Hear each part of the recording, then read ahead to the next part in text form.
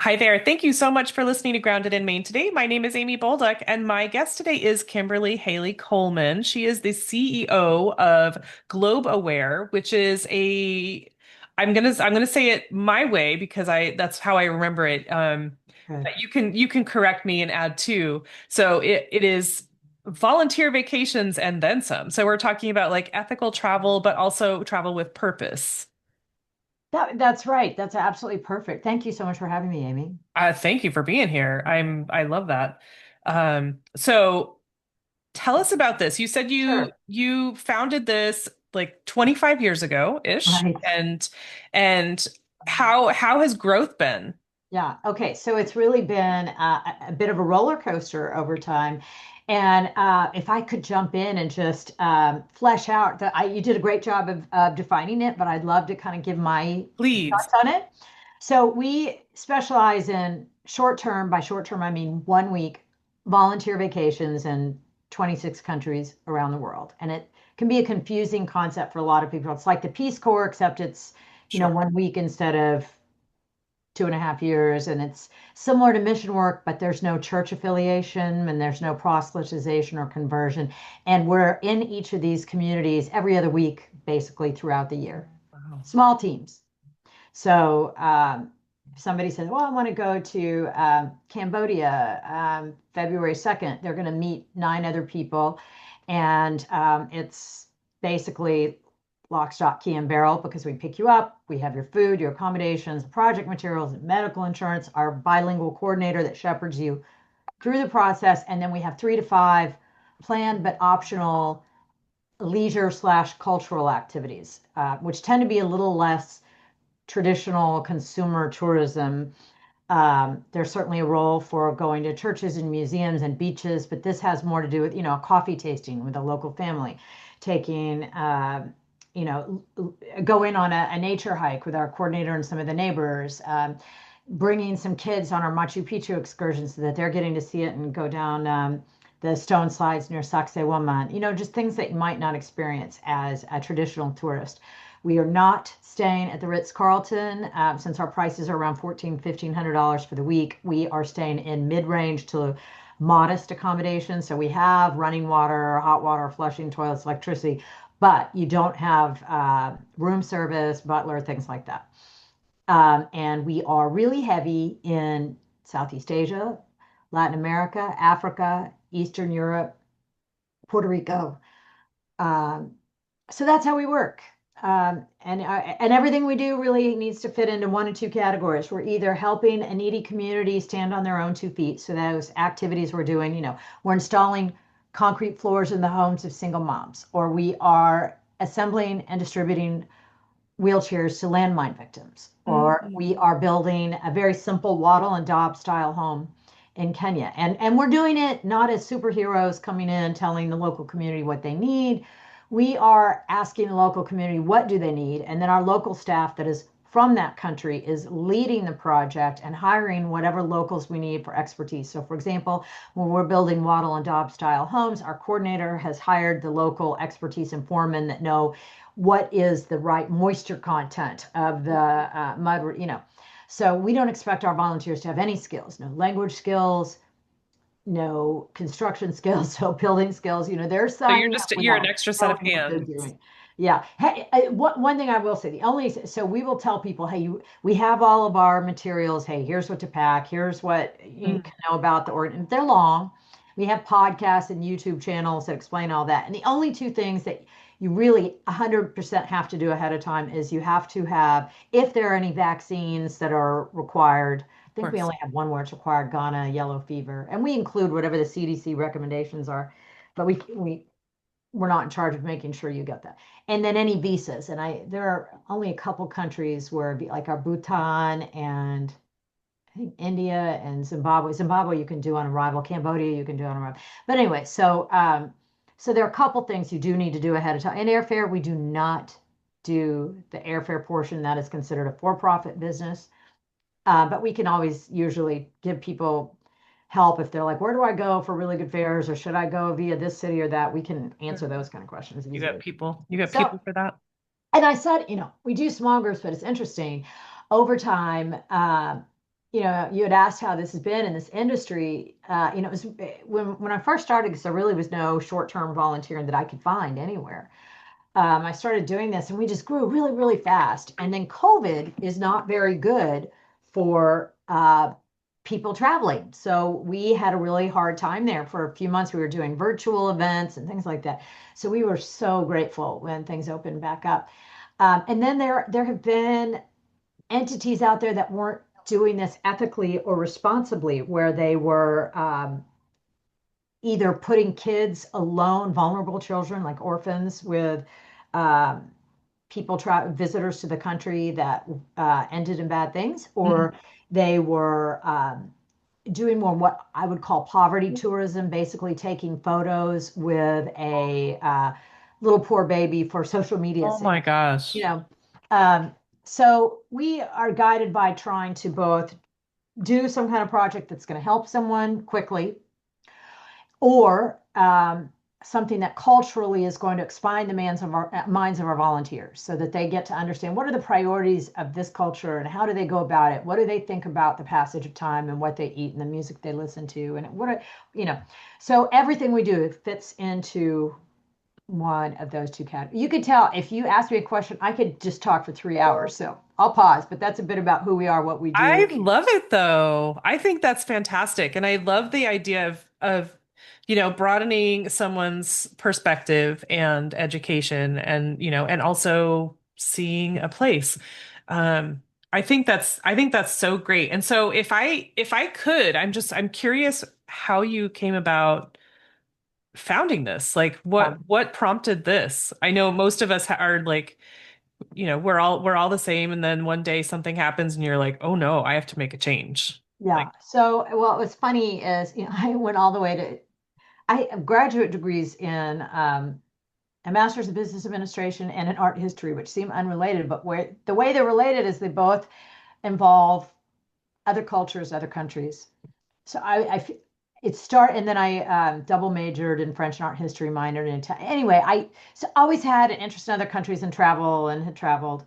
And so by the time I was working for a space services industry, and I was 30 years old back in the year 2000, um, and we put people's ashes into space. And it's not American citizens that are interested in this. It's Germans, Japanese, Brazilians. And so I would go and work with funeral homes in these countries. And so I would be there over the weekend, and I'd already seen the sites. And so I was looking, I'm not a beach person. I can only do it for a short period of time. So I was looking for what could I do that would be meaningful and interesting. And so I just started going and asking local community members, what can I do for you? Can I help you put in a ramp for your wheelchair? Can I help you do this, that, and the other? Because when I tried asking Habitat for Humanity or churches or schools, nobody wants to work with anyone short term, because you're yep. taking Yeah. someone off of, in order to be supervised and taught what to do, you're taking somebody off whatever they're going to do. And it kind of points to why people say, why would I ever have to pay to volunteer? And the countries where we operate, those communities, many of them have a hard time feeding their own kids, let alone having the resources. And so we don't have any other sources of funding. When Right. somebody spends that $1,400, that pays for the food, the transportation, the medical insurance, your coordinator's salary, all of that.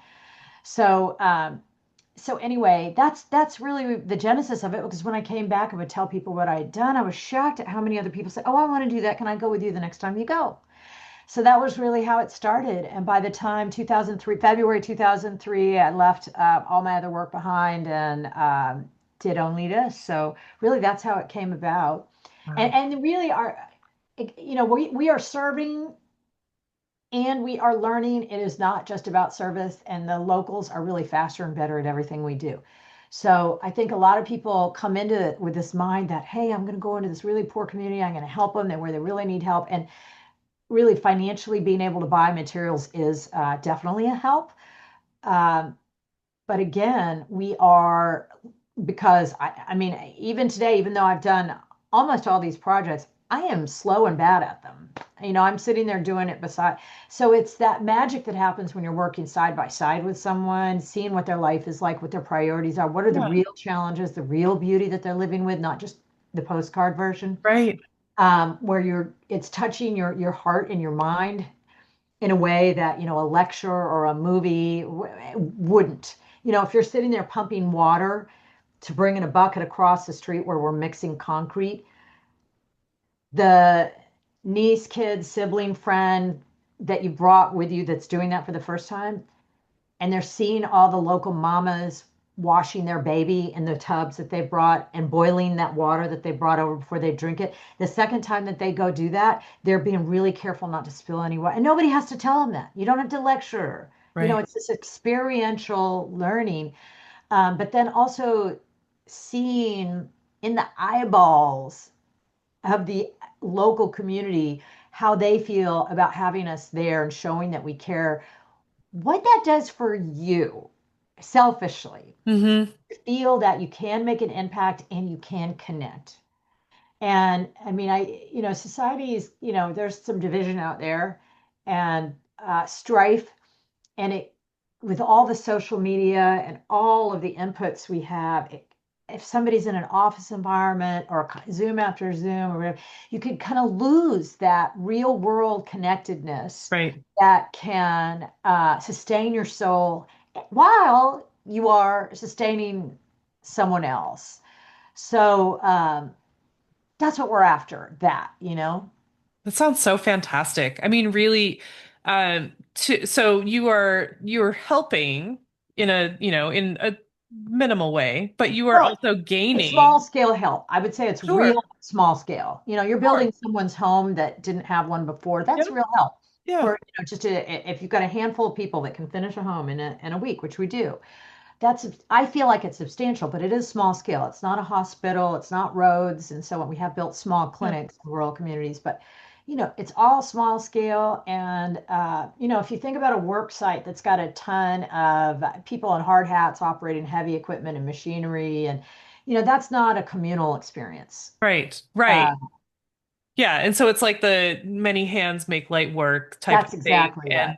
and you're also gaining community, and there's that small world feeling, like we're all community, we're working together to do something good, and that's like better than any vacation could ever offer, right? That Well, certainly feeling. for me, and I suspect it's not for everyone. There are understandably a lot of people who on in their free time are wanting to be pampered, and this is it's soul pampering, but it is not it's not luxury. It's not luxury travel. And as somebody who wants to eat in chain restaurants Right. and be in Western style hotels and feel and stay in familiar environments, this is not for them. It's not, or even, one of the biggest challenges we face is trying to bridge the cultural differences. And one of the biggest is, our volunteers want to come in, they want to get something done. Our standard volunteer is a busy working North American because we have charity status in the US and Canada, so from Canada as well. And so they're like, hurry, let's get this done. And the local communities usually don't have productivity at the top of their priority list. And it's amazing how much that informs your behavior. Hmm. So if you're in Costa Rica and in the rainforest, if it really starts pouring down rain, the locals are going to stop for a cup of coffee, you know, and our volunteers really need to do that too. So our coordinator is asking, a lot of them are like, no, no, no, we can do it. We can push through. Like, no, no, no, you don't know. This will get done. This will get done. We're going to have, so, it's interesting. Those kind of expectations, are something to be overcome by a lot of people. Hmm. And not that we have, it's so many instances we have and so many companies that we've worked with. And I'm thinking of Legacy and Vivint and Salesforce and Microsoft. Those volunteers will come out and we'll start working on something and we'll tell everybody, hey, we're going to stop at 4 o'clock. And at 4 o'clock, no, no, we just want to finish the, can we do that? And so we've had so many times where people just push through extra hours and that happens. Uh, but anyway, it's an interesting thing that people may not expect that we have to face, you Yeah. know. Okay. I mean, do you have a lot of like teams? Because I mean, you were talking about some businesses, and so do they do like work site or like off, I don't know, work So team? what we'll do is in the weeks that aren't listed on our website, or any week if we know enough in advance, we will give to companies, schools, and churches. So if a team from name the company wants to go and work with special needs kids in Romania, then and we've had up to 250 people in our Cambodia location, for example. We have a coordinator per every 10 to 12 people so that we treat it like that's 20 to 25 small groups instead of Right. one big group Yeah, so yeah. that we maintain the close community, even though we have meals at dinner and breakfast together. So where was I going with that? So the company will, and we can tailor it. So if they say we only have 4 days or we want 9 days, so we will work with them and to tailor that program. And I know you didn't intend to give me a platform for this, but for anybody who's looking to do that, your most employers with a certain number of employees has contribution matching that is usually eligible to be used for this kind of a program. Mhm. So a lot of times it'll be 1,000, $1,500, whatever. And so if you pay $600, the company will pay, and it's paid for. And Right. it's a tax deduction against your income to that five, and it's a non-taxable benefit for the employer to give the employee. So even Ooh. if we didn't start out thinking about working with companies and churches and schools in this capacity, they kind of came to us Hmm. over time. So when you talk about groups and teams, um, we I mean, we work with a whole lot of different groups, and some of this is changing. Like right now, a lot of universities that are under budget cuts are having to cut back on things like service travel. Right. We had a lot of solar companies that, because of the tax incentive that was lost this April, aren't doing this kind of thing as much. And instead, we're working more with companies like crypto companies and companies that are in a different space. So that's always changing for us, whatever groups that are coming with us. Hmm. And then we'll even have, girls' trips or family reunion trips or even people using donor advised funds or charitable family foundations where they're using it in this way where they're really giving back, leaving something meaningful, but also getting something meaningful, and then coming back and learning their headspace, their perspective on the world. Yeah.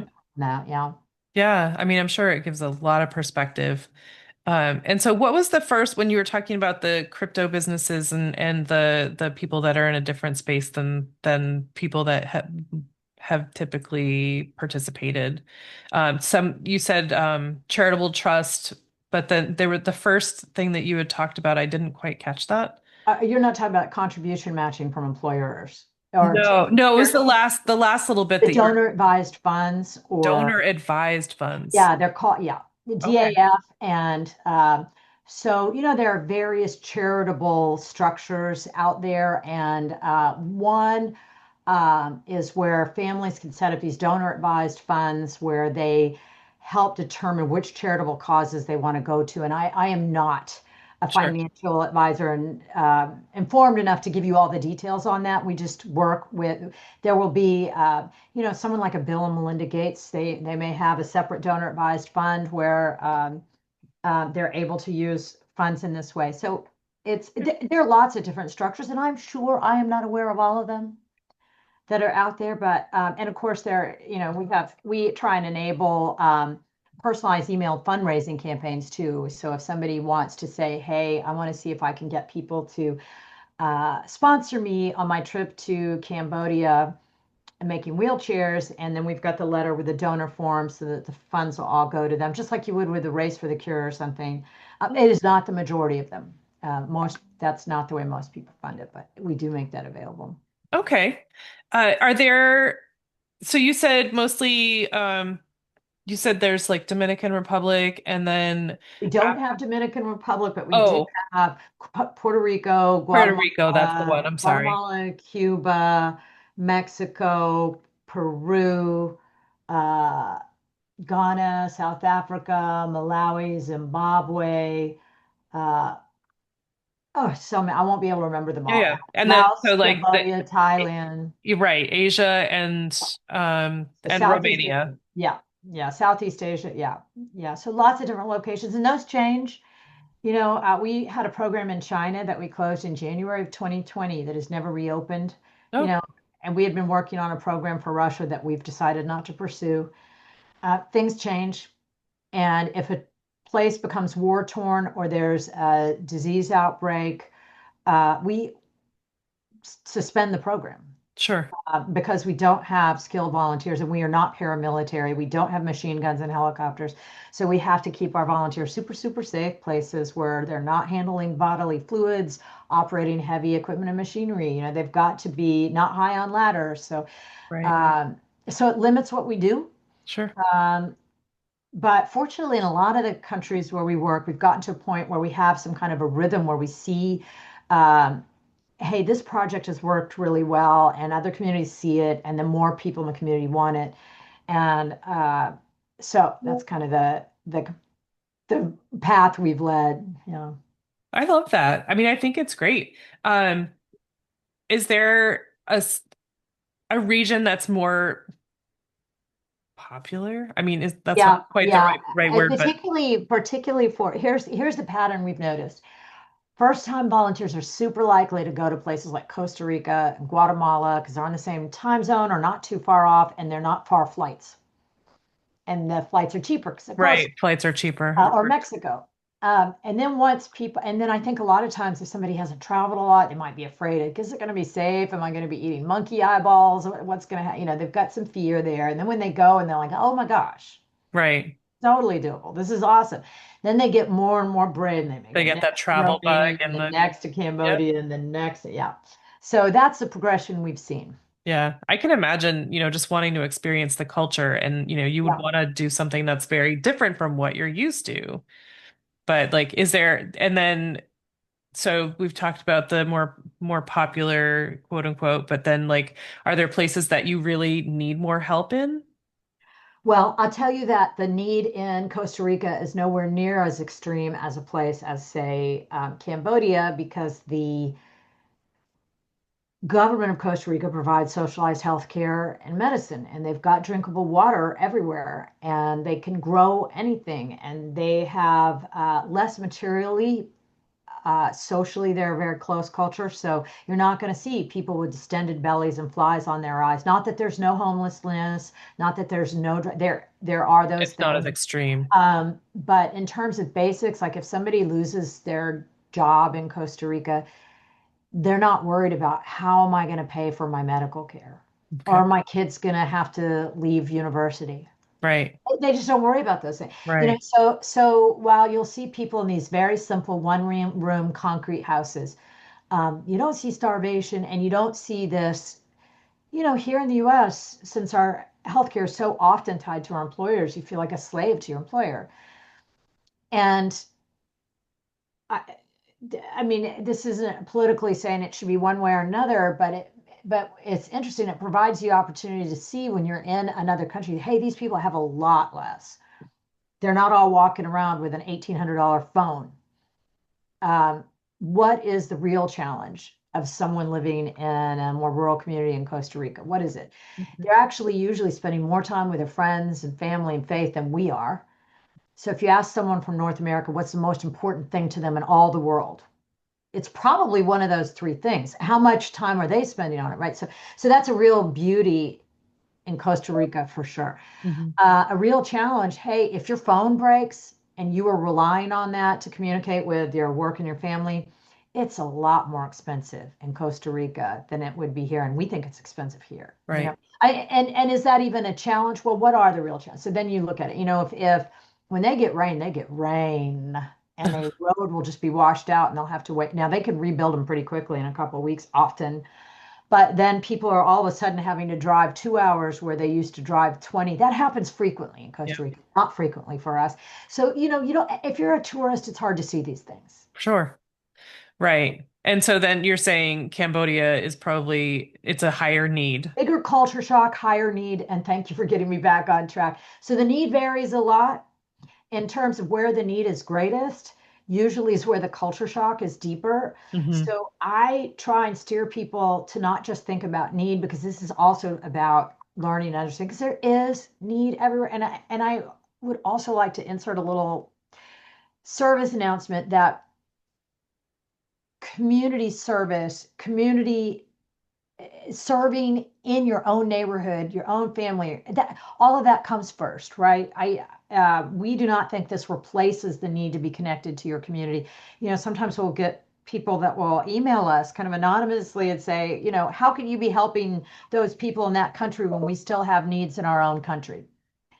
So this is not about that. But I do think when volunteers have done a lot of service in their community and in their neighborhoods, and then they go to a place like Cambodia and they see that you can be considered middle class and not have access to running water. Yeah. You know, so it's a different perspective. It's not that one service is more important than the other. I think it is important to serve first and foremost in your community. Okay. Sure. Okay. And I think it's wonderful. I think, there are so many people I mean, like me, I haven't traveled a lot. So the culture experience would be really wonderful. And also to be able to serve, I think that's great. And you're gaining community because what other chance would you have to meet, local people in Cambodia or Romania or, Ghana or wherever? Um, but I do have a question that's been like on my mind, and I don't want to like have it just distract me from everything. But why are people sending ashes to space? Oh, I'm so glad you asked. Well, um, it's in the same way that some people believe our bodies belong in a box in the ground. Some people think you should burn the body to take up Right. less space. Yep. And there are certain kind of space obsessed cultures that feel like you're becoming one with the universe.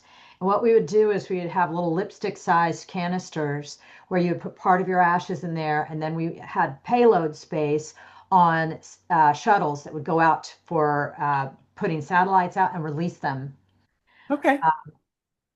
I in like that. space like that. And there's a few famous people. The guy who wrote Star Trek was one of them. People who are just interested in space. And so funeral homes in Brazil and Germany and Brazil, those are some of the countries that offer this as one of the more interesting ways to memorialize someone or to handle Yeah. your remains. But I'm Okay. glad you asked because it is interesting. I actually prefer to say we sent dead people into space. I feel like that's more interesting It for gets your attention for sure. I know sure. I was like trying to be cool and like, oh, let's just move on. And I'm like, but why are they doing that? Yeah, yeah, yeah. And it's interesting that it would be run from the US since there are not many people in the US. But when it comes to the space industry and having access to shuttles and satellites and all that, it's definitely, I was in Houston at the time, and Houston still is important in the world of space. So just an unusual uh, visit. Still out there. Interesting. Wow. But you said that most of the people were they're not in the US that were Right, doing that. I'm gonna right. be stuck on that now. Yeah, yeah. Well, Amy, you go look it up. I will It's do always that an for option. sure. And okay, so what kind of preparation does someone need to do this? I know you said it doesn't require a lot of training skills. I mean, I think of when I think of I mean, I guess I was thinking when you were talking about what was happening there, I was thinking of, like a Habitat for Humanity type of thing where you're helping out or volunteering or whatever. But then, you said that they have a hard time with that because they really need more skill.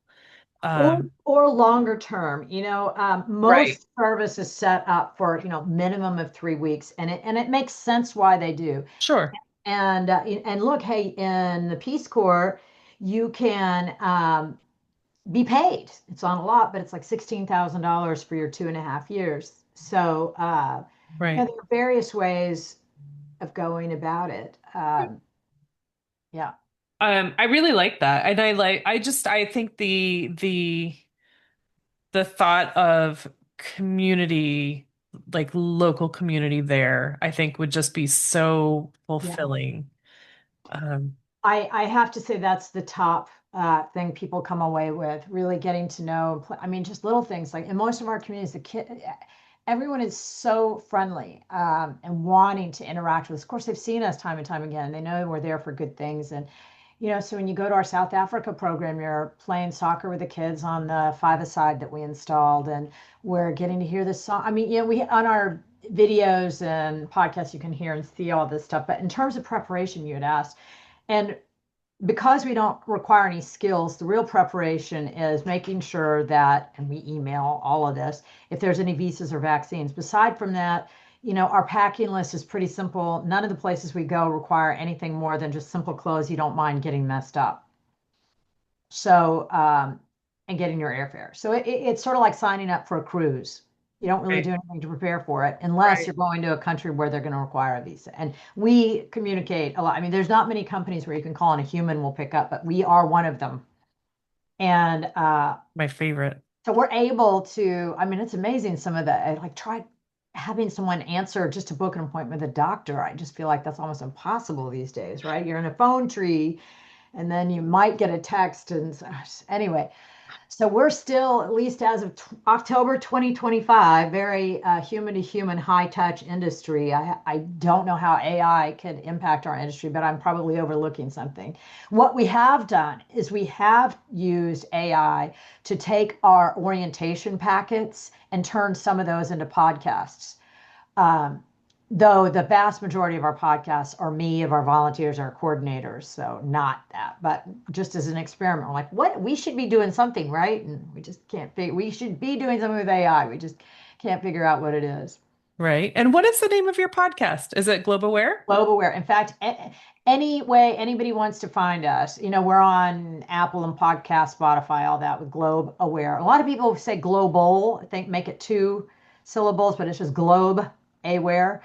And so we're on Facebook and, YouTube and TikTok and Instagram and all of the handles are at GlobalWare, one word. So we're super easy to find. And our podcast and our YouTube clips try and show things that will hopefully be of service to people, whether or not they're going on our program. So for example, if you want to go to Cuba and you need to know how to fill out the Visa tourist card, there's a video showing you could go to the Cuba playlist or the South Africa playlist. Like, this is what I'll see for fun. This is what I'll eat. This is how to pack. This is how you get through immigration. Little things for people who feel like they want to know more Right. before they go. And then lots of people just go in blind. And we do have activities designed to help. Again, something that maybe a traditional tourist wouldn't do. We do cultural activities in the mornings, a cultural item. And so, for example, in Costa Rica on Monday, it might be, did you know that in Costa Rica, they don't use traditional street addresses?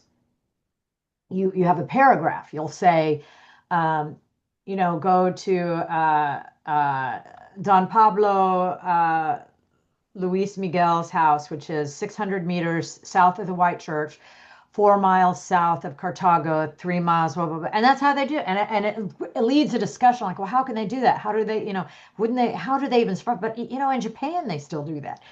And so, it leads to this reevaluation of your own expectations of what society is. And then in the afternoons, in the evenings at dinner, we'll ask everybody a reflective exercise. Like it might be name a kindness you observed today, or what is something you discovered you're grateful for, or that kind of thing. So we try, and people might go in blind without any preparation, but we're designed to try and have a heavy impact in a short period of time.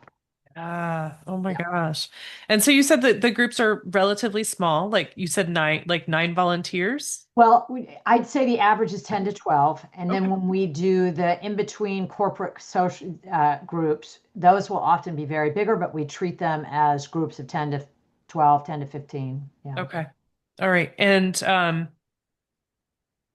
ooh, this just sounds so fun. It, Oh, Amy, you it got to really do it. You'll does. love it. You'll love And it. and so now you've done this for 25 years. Do you go on like every trip? I've, I've, no, I couldn't because they're all offered every other week throughout Oh yeah, of but course. I will go on when we have big corporate groups because most of our coordinators are, they're used to handling their group of 10 to Smaller 15. We're groups. not used to. So we need, so either me or somebody from our regional headquarters will go to oversee the individual volunteers.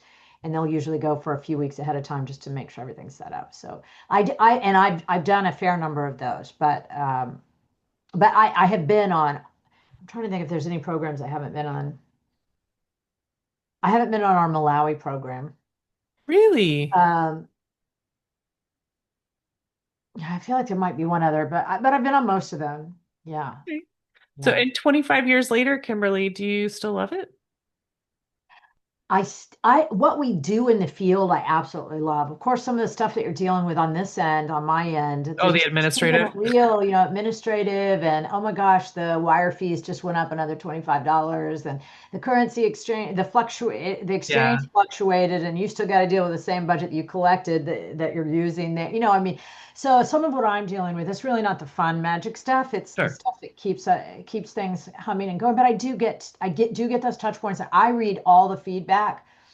Um, Everybody does. And so that keeps me connected. And I do get to go on quite a few of the programs every year so that I do maintain. So I love that. I love what we do.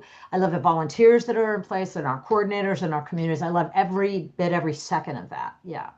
That's so awesome. I love that, that it hasn't become just like, yeah, this is what we do. Right. We're helping people and it's really exciting for you. And I'm just here. And, I'm so glad that you've still got that fire. That's Yeah. Yeah. Yeah. awesome. Yeah. So what has been your favorite? That's not really the right wording. Um, what lights you up about it? What is your favorite part? I guess what's your favorite part about it all? So, in every instance, it's that time with the coordinators and the volunteers where we connect over something. And the first time I gave a wheelchair to landmine victims, they're all children. Um, it was looking at the parents' eyes, not the kids' eyes, Hmm. that stayed with me because this parent had envisioned what their kid's future was going to look like. The Yeah. kid didn't have a vision, and I hadn't been prepared of how meaningful that was going to be. Just looking at woman to woman in eyes that there's so you don't have to speak the same language. Yeah. Yeah. Like heart to heart, like you Yeah. can feel what she's I mean, feeling. people should write checks and they should donate books and food and all that stuff, but it doesn't replace. I don't care what Zoom, video, book, movie, it cannot replace in my mind what happens when you're physically with someone connecting on something like that. You're feeling the same temperature, smelling the same smells, hearing the same music, living the connection. It's just it's hard to imagine. I don't know, maybe AI will do it. I can't picture it, but for me it's that's been the those are the golden moments. I can't imagine AI could replace that Yeah. at all. But oh, that's got to be just so wonderful. I mean, I just imagine the helplessness of a parent whose child has been injured, like Yeah. paralyzed or injured or whatever, and to then have them have this chance of being whole. Yeah. Oh, and we've witnessed some things, these are all the things you don't even have on your itinerary. There was a family that met a Doug Robinson with Legacy. We were walking past a home in the Philippines where a baby had just been born. It had some kind of bad blood disease that was likely to end his life very early.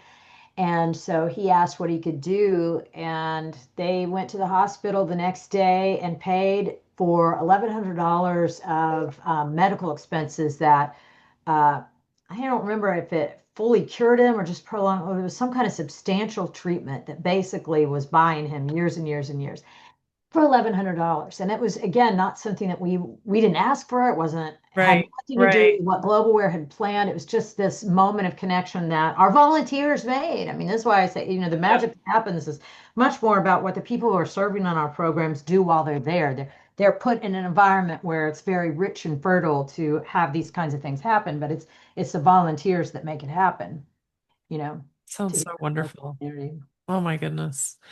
And of course, moments like that are something that, for the most part, only a CEO or manager of a big company would be able to just like shell that out. But so glad that he was there for that. My goodness, what an Yeah. opportunity. No, and we've had it. It's we. it's one of many examples like that. I mean, there have been some really crazy shows of generosity. Don Germais, who was an news anchor in Miami for many years, he's been on many of our programs, but the one he keeps going back to, the hill tribes in Thailand. Every time he goes, he has a fundraiser. And this year, he got industrial sized washers and dryers for the kids center there, and he has put in a new water filter, separate and apart from the work he does when he comes with us. I mean, I could shout out so many. Oh, he's And just so touched that he can't stop. well, and he gets to know everyone there, and he sees where things are going. He knows he's going to be back, so he'll be able to see that project in place. And and these are things that other people start. You know, it wasn't because we planned the washer dryer thing. It was because Don was there talking to the folks, said, "What else can I do? What else do you need?" They said, you know. So, and social media has made that nice because then when those projects are put in place, you can upload videos and photos and people that are using it. And you feel connected to what you just did, you know. Right. Oh man. Of course. Yeah. That's so wonderful. Oh my goodness. That sounds like such a, I mean, it sounds like a real fulfilling vacation type of thing. I mean, it doesn't sound like a vacation, but it's like it's special We do have and downtime, and again, memorable. we do have leisure time, and we aren't slave drivers. So, you know, if Sure. somebody's sick or tired or jet lagged or whatever, and they need to take a rest, we're not going to say, "Hey, you can't rest." You're Uh, here to work. yeah. So, and you know, we're not putting people in Yeah. really awful conditions out in the fields in 105-degree weather. I mean, you know, we would go out of business if we didn't Right. keep Of in course. mind that these have to be reasonable things that people are doing. Yeah. So, I mean, it sounds like my kind of vacation, yeah. honestly. Okay. Well, that's wonderful. I mean, thank you so much for talking about that. I love more meaningful things. It's just, I think, I don't know if it's because I'm getting older, but like, I don't want the luxury anymore. I want to serve and I want to feel like I'm doing something Sure. meaningful. Yeah. Yeah. I think Okay. that, you know, I feel like there comes in a time in everyone's life where they're looking for other ways of connecting, other ways of experiencing, and um, that's what we're here for. So, Yeah. Okay. Well, so Kim, what does the word sustainability mean to you? so for me, it means in our context, it means helping someone stand on their own 2 feet. We're not handing out candy and money. Mm, You know, we're trying to do projects that will help them be independent, that they chose. So we know there's buy-in and it'll still be there 10 years from now, not just something we built so that we could put it on social media and then 10 years from now nobody's using it because somebody was told they needed it without right. asking them what they need. Right. So, to me, that's what sustainability is, helping someone else stand on their own 2 feet. I love that. Okay. And then I think that you said it's basically globe aware everywhere. Everywhere. Globeware.org, globeware.com, Globeware podcast, Globeware YouTube channel, Globeware Instagram, it's all globe aware. And it says something about how old we are, that our Facebook following is the biggest. I think we have 350,000 followers, something like that. More than TikTok, for example. So, Right. But it's great that it's universal. Like wherever you yeah, go, you don't have to like I know some people you have to go by their name or the name of the yeah, business, or, you've got to change it up with the little underscore or whatever, right. just globe aware. Um, okay. So this has been so inspiring and I'm so happy to learn about Globe Aware. This is just a really cool organization and thing to offer people. I think that, on every end, the person serving and the person receiving. I think that's just community and growing together and learning about different cultures and forming relationships with people. I just think it's so important. And thank you very much for sharing that. Thank you so much for founding this. Thank you so much for, just doing everything that you do. I think it's so important and amazing that there's that option, because I know when I was like just out of high school, I was like, oh, I want to jump or join the Peace Corps, but I'm like, I can't afford to do for 2 years or whatever it is. Um, and so then I had to just, start working. Sure. And And so, it's nice to know that there's still an option to be able to travel and do some service. Sure. Yeah, that's right. So thank you for that. Well, no, Amy, thank you so much for the opportunity to talk to you about it. As you can hear, I'm pretty passionate about it. We're used to people calling us and chatting through, hey, these are the options. And hey, what you want to chat through, what might be good for you, what you're ready for. We do that all day, every day. So we're always happy to do that. Yeah. Okay. And so, y'all, if you're listening to this, I want you to check out GlobeAware wherever your socials are, and look into this if it's something that interests you, and if you want to start a group to do something like that, let me know.